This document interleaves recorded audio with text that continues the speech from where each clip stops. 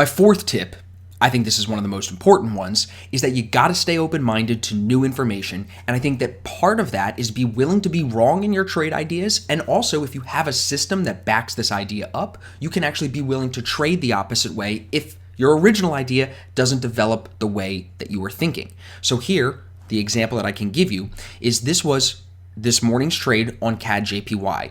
I was looking for this to move higher today, but Dennis and some of the other guys in our ASFX community were looking at this to potentially come short.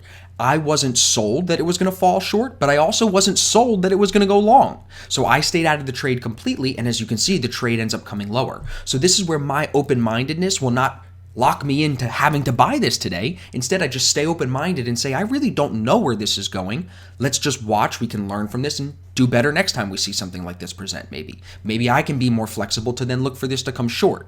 Another new thing that I would say has helped me stay open-minded is always be willing to try like a new indicator. As you can see here, I'm testing out volume profile, or be willing to watch some new YouTube videos or new blogs that just get me thinking a different way. Even if I watch it or read it and I don't like it, at least I'm still being open-minded to still hear other people's perspectives, other people's ideas, and that even stems down into the way that we communicate in our community, in our Discord group every morning, where we're talking about trade ideas. Staying open-minded to say, hey, just because I'm long biased, that doesn't mean that I'm always right and that it has to move higher. This could come lower, and what can I learn from that? That's the right approach to trading.